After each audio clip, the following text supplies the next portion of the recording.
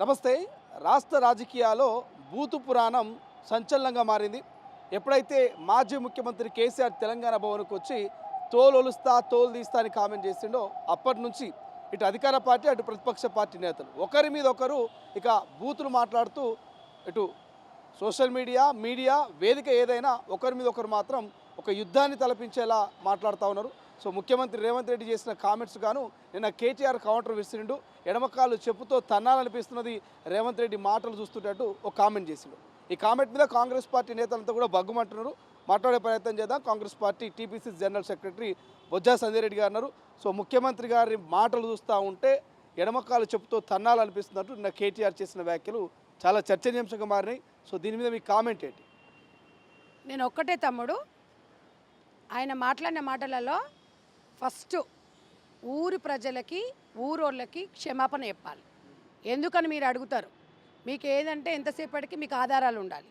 ఎందుకంటే మీరు ఒక మీడియా స్థాయిలో ఉన్నారు కాబట్టి మీకు ప్రూఫ్ లేకపోతే మీరు చూపించలేరు. ఎందుకంటే మళ్ళీ వాళ్ళు కూడా ఫోన్ చేసి మీకు కూడా అడిగే ఉంటుంది. ఎందుకంటే ఇట్లాంటి దాంట్లో ఫస్ట్ నేను ఒక ప్రూఫ్ చూపిస్తాను తమ్ముడు. ఫస్ట్ దాని మీద మీరు ఒక్కసారి చూడండి. నాకు కూడా ఉంది, మాకు కూడా వస్తుంది భాష.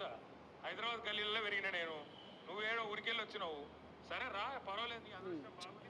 అంటే హైదరాబాద్ గల్లీలో ఈయన పుట్టిండట, రేవంత్ రెడ్డి గారు ఊరికెళ్ళి వచ్చిండట. అంటే ఊరు ప్రజలంటే నీకు అంత చులకన్నా కేటీఆర్? నువ్వు ఎడ పుట్టినావు? చింతమడకలో పుట్టినావు. నువ్వు ఇప్పుడు ఎక్కడి నుంచి ప్రాతినిధ్యం వహిస్తున్నావు? సిరిసిల్ల. అమెరికనా? సిరిసిల్ల ఊరు కాదా? సిరిసిల్ల ప్రజలు నిన్ను 3వ సారి గెలిపించారు. అంటే అమెరికాలు గెలిపించారా నేను? అంటే నువ్వు ఊరోళ్ళు అంటే ఊర్లో ఎవరు ఉంటారు తమ్మి? రైతులు ఉంటారు. అంటే రైతులు మనుషులు గారు. ఫస్ట్ బేషరతుగా నువ్వు రైతులకు ఊర్లో ఉన్న వాళ్ళకి నువ్వు క్షమాపణ చెప్పలేదనుకో బిడా ఖబర్దార్. ఏమనుకుంటున్నావు? పెద్ద పోటుమనిగాడు అనుకుంటున్నావు నువ్వు? గల్లీలలో పుట్టినా నాకు భాషలు వచ్చు, నాకు అన్నొచ్చు, ఓకే రాని. కానీ ఊరోళ్ళని ఎందుకు చులకనే ఇస్తున్నావు? ఊరండి ఇప్పుడు ఊరు లేకపోతే నువ్వు ఎక్కడి నుంచి వచ్చినావు?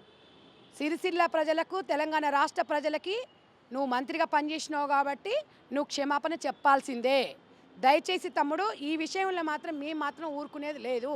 ఊర్లలో తిరుక్కుంటూ ఊరోళ్ళ తిండి తినుకుంటూ వాళ్ళ సొమ్మంతా తినుకుంటూ మొత్తం గబ్బిలాలలాగా తెలంగాణ రాష్ట్రాన్ని పట్టుకొని రావణకాష్టం చేసి సిరిసిల్ల నుంచి ప్రాతినిధ్యం వహిస్తూ మీ అయ్యను సీఎం చేస్తే నేను 2 సార్లు మంత్రిని చేస్తే ఊరోళ్ళని తిడతావు. నువ్వు ఊరికెళ్ళి వచ్చినట్టు ఊరోళ్ళకెళ్ళి అంత తెలివిలేలని అనుకుంటున్నావు.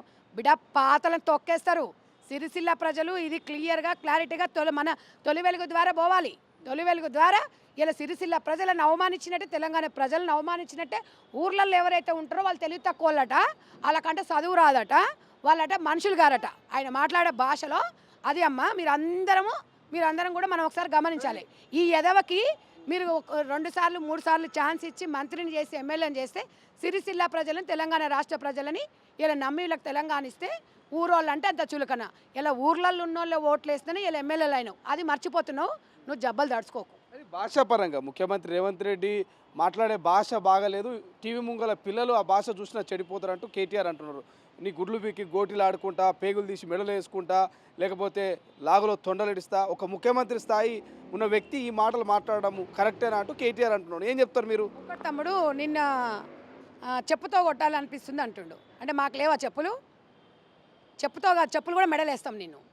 కాకపోతే ఏంటంటే మాకు సంస్కారం నేర్పించింది కాంగ్రెస్ పార్టీ. మా పీసీసీ గారు సమన్వయం పాటించాలి మనమని చాలా సందర్భాలలో చెప్తుంటాడు. ఎందుకంటే వాళ్ళ ఆవేశం వచ్చేలా మాట్లాడతారు. కానీ మన ఆవేశం అంటే లేదన్నా, తెలంగాణ ప్రజలకు మనం కూడా జవాబుదారీగా ఉండాలి. ఇప్పుడు ఇవాళ చెప్పుతో కొట్టు అంటాడు, రేపు ఇంకేదో ఒక్కటి అంటాడు.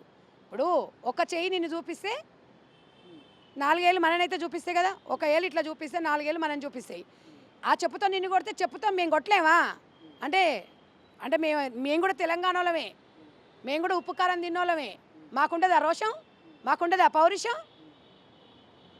ఏమో అనుకుంటున్నావు నువ్వు. తన్నించుకునే రోజులు దగ్గరకు వచ్చినాయి.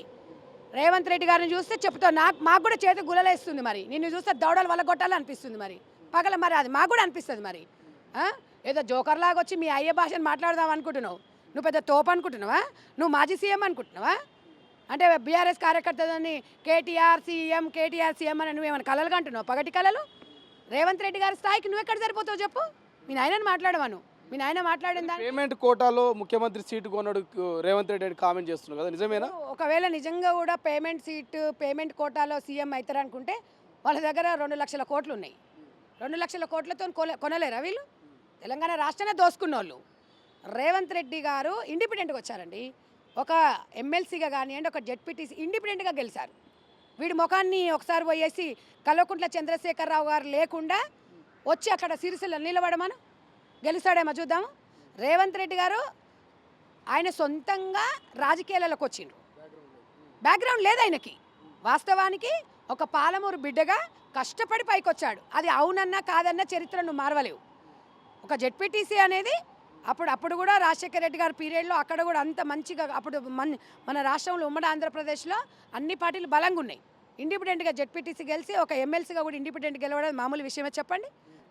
ప్రతి విషయంలో ఆయనకు ఎదురు లేకుండా ఈరోజు చేస్తే ఆయన గెలిస్తే ఇవాళ ఆయనను నువ్వు పేమెంట్ సీట్ అంటావు. సీఎం అనేది పేమెంట్ పెట్టుకుంటామంటే మరి చాలా మరో 1,00,000 కోట్లు ఇస్తామనే సీఎం ఆయుధామన్న వస్తుందేమో మరి వాళ్ళని అడగాలి. ఇవాళ ఒక్కనాడు తెలంగాణ భవన్లో ప్రెస్ మీట్ పెట్టి ఎవరైతే మాజీ ముఖ్యమంత్రి కేసీఆర్ కామెంట్ చేస్తేనే మీరు తట్టుకోలేక చెమటలు పడుతున్నాయి, అసెంబ్లీకి వస్తే గుండె ఆగిపోతుంది రేవంత్ రెడ్డి అని కామెంట్ చేసిండు. నిజంగా తట్టుకుంటారా మీరు కేసీఆర్ వస్తే అసెంబ్లీకి? తమ్ముడు, అసెంబ్లీకి వచ్చి కాలు పెట్టగానే హార్ట్ అటాక్ ఎవరికి వస్తుందో ప్రజలందరికీ తెలుసు. అందుకనే 2 సంవత్సరాలు పామ్ హౌస్లో వాడుకోండు. ఏం దడ అవుతుందో, గుండెల్లో దడ వస్తుందో ఏమొస్తుందో మనకైతే తెలియదు. అసెంబ్లీకి రాని వ్యక్తి 2 సంవత్సరాల దోపిడిని జీతం తీసుకొని తింటుండు కేసీఆర్. మళ్ళీ దోసుకుంది కాక జీతం కూడా తింటున్నాడు. అసెంబ్లీకి రావద్దన్నోడు వద్దన్నోడు ఎవడు, అది ఫస్ట్ చెప్పాలి. వీళ్ళు ఏంది తమ్మి నాకు అర్థం కాదు. వీళ్ళు పోయి పామ్ హౌస్లో వండుకుంటారు. వీళ్ళు వచ్చి చూపించాలి కదా తమ్మి.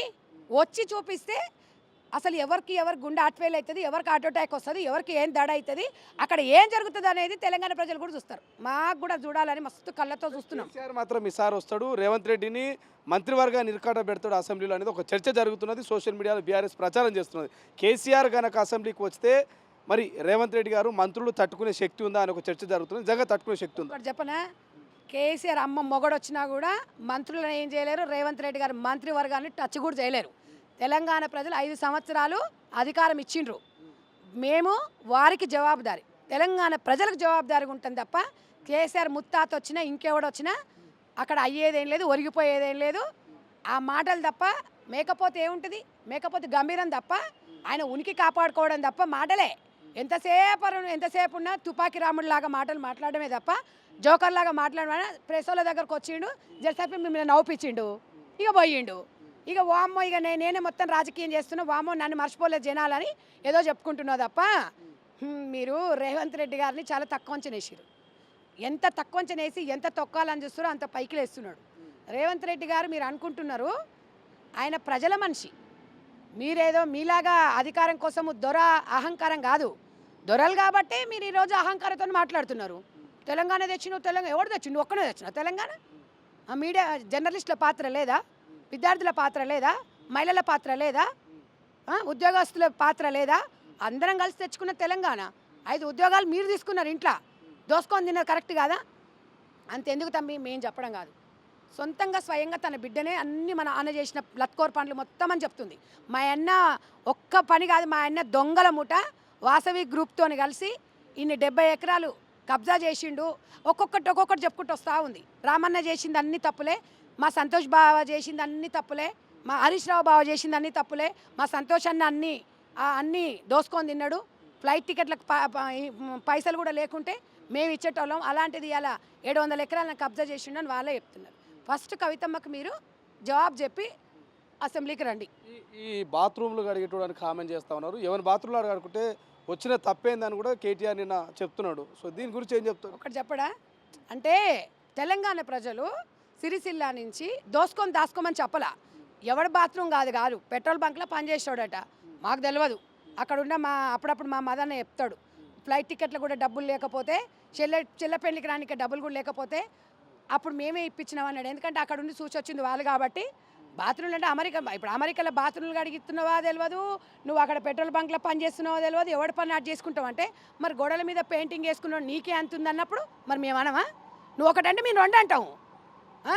మీరు ఇంత మీరు మరి అట్లా అంటే ఎలా నేను ఏమంటున్నాడు ఆయన, నేను ఈడ చదువుకున్నా, నేను ఆడ చదువుకున్నా, అమెరికాలో అప్పుడు కూడా పాస్పోర్ట్ బ్రోకర్ దందనే చేసిండు కదా మీ అయ్య. ఆ అవినీతి సొమ్ముతోనే కదా అమెరికా పంపించింది మిమ్మల్ని. రేవంత్ రెడ్డికి వచ్చిన భాషతోనే మంచిగా తెలంగాణలో చదువుకుంటూ తెలంగాణలోనే ఆయన గవర్నమెంట్ స్కూళ్ళలో చదువుకున్నాడు కాబట్టి గవర్నమెంట్ స్కూళ్ళ మీద చిత్తశుద్ధి ఉంది కాబట్టి ప్రైవేట్ స్కూళ్ళకు ధీటుగా ఈరోజు కంకణం కట్టుకున్నాడు. అవన్నీ చెప్పర్రా మీరు, అవన్నీ చెప్పరు. రేవంత్ రెడ్డి గారి మాటలు ఎవరితోనో పెట్టిస్తుర్రు, కులాలకు మతాలకు అతీతంగా పెట్టి తిట్టిస్తుర్రు. తిట్టనియండి. ఇప్పుడు మీరు మీ ఆనందం పైచాచిక ఆనందం పొందుతున్నారు. ఒక ఆల్ రాంది కూడా వచ్చి తిడుతుంది. ఒక ఆలంటే ఓ రాజకీయాలలో ఒక ఆలు కూడా రాని ఆమె వచ్చేసి ఈమె కేసీఆర్ రేవంత్ అన్న గురించి మాట్లాడుతుంది. రాజకీయం గురించి తెలుసుకొని మాట్లాడుండ్రి, రాజకీయంగా విమర్శించండి, తప్పులేదు. అంటే ఏమనుకుంటున్నారంటే మేము మాట్లాడంగానే అయిపోతాం తెలంగాణ రాష్ట్రంగా, అది కాదు. మీరు రాజకీయంగా విమర్శించండి, 100% మేము యాక్సెప్ట్ చేస్తాం. కానీ ఇష్టం వచ్చినట్టుగా మాట్లాడితే ఎవరు ఊరుకునే పరిస్థితి లేదు. నీ బతుకు ఈ రోజు ఏ రోజైతే నువ్వు ఊరికెళ్ళి వచ్చినావు, ఊరోళ్ళని అవమానించినావో నీది అక్కడి నుంచే పతనం అయ్యింది. నీకు భాషకు, నువ్వు మాట్లాడే భాషకు ఏదో మీ నాయన భాష ఇష్టపడుతున్నారని తెలంగాణ ప్రజలంగా నేను అక్క ఎప్పుడు పంది నంది కాదు, నంది పంది కాదు, గుర్తుపెట్టుకోకే. ఒకటి మాత్రం ఇటు బీఆర్ఎస్ అయినా ఇటు కాంగ్రెస్ అయినా ఇద్దరి మీద సోషల్ మీడియాలో చర్చ జరుగుతున్నది. ఈ భాష ఎందుకు ఈ రకంగా పొలిటికల్ లీడర్లు మాట్లాడుతూ ఉన్నారు, ఈ బూతు మాటలు ఎందుకు ప్రజల్లోకి ప్రజా వేదికల మీద మాట్లాడుతున్న ఒక చర్చ జరుగుతుంది. అది రేవంత్ రెడ్డి అయినా, కేసీఆర్ అయినా, కేటీఆర్ అయినా ఏం చెప్తారు ప్రజలు ఈ విధంగా మాట్లాడుతూ ఉన్నారు? తమ్ముడు, ఇప్పుడు ఈ భాష పరిచయం చేసింది ఎవరు? తెలంగాణ రాష్ట్ర ముఖ్యమంత్రి, తొలి ముఖ్యమంత్రి కేసీఆర్ గారు. మరిగా ఇప్పుడు నిన్నొచ్చి నేను గిచ్చుతాను ఊకుంటావా? స్టార్ట్ చేసింది ఆయనను, పోయి ఆయనను అడుగురు కేసీఆర్ని, ఎందుకు భయ్యా నువ్వు ఇట్లా అంటే. కేసీఆర్ భాషను ఇష్టపడుతున్న తెలంగాణ ప్రజలంటే మరిగా ఇప్పుడు మీడియా వాళ్ళు మీరు అంటున్నారంటే పోయి కేసీఆర్ని అడగాలి.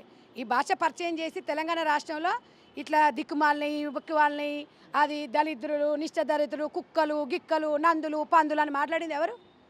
కేసీఆరే కదా. మరి ఆయన నేర్పించిన భాషని ఆయన శిష్యులమే కదా అందరం, అందుకనే మాట్లాడుతున్నాం. ఇది మొత్తం మీద ఇటు అధికార కాంగ్రెస్ పార్టీ, ప్రతిపక్ష పార్టీ అయినటువంటి బీఆర్ఎస్ పార్టీ ఒకరి మీద ఒకరైతే విమర్శలు చేసుకుంటా ఉన్నారు. బట్ ఈ విమర్శలకు పులి స్టాప్ పడుతుందా, ఈ బూతులకు పులి స్టాప్ పడుతుందా లేదా కంటిన్యూ అవుతుందో చూడాల్సిన అవసరం ఉంది. బట్ ఏదేమైనా ఈ నెల 29న జరగబోయే అసెంబ్లీ సమావేశాలు మాత్రం చాలా వాడివేడిగా, చాలా ఇంట్రెస్టింగ్ ఉంది. కేసీఆర్ వస్తారని కొందరు, రారని కొందరు. బట్ వచ్చినా రాకున్నా ఒక చర్చ మాత్రం కంటిన్యూ అవుతుంది. బట్ ఏం జరుగుతుంది ఆఫ్టర్ అసెంబ్లీ తర్వాత అనేది చూడాల్సిన అవసరం ఉంది. బట్ ఓవరాల్గా మాత్రము బూత్లో ఇప్పటికైనా మానన్నట్టు కొంత పొలిటికల్ లీడర్లకు ప్రజల నుంచి కొంత విన్నపాలు వస్తున్న పరిస్థితి అయితే సోషల్ మీడియాలో కనిపిస్తుంది. కెమెరా పర్సన్ అజయ్తో శ్రీశైలం, తొలి వెలుగు, గాంధీ భవన్, హైదరాబాద్. అసలైన తొలి వెలుగు. ఫాలో వాట్సాప్ @తొలి వెలుగు official.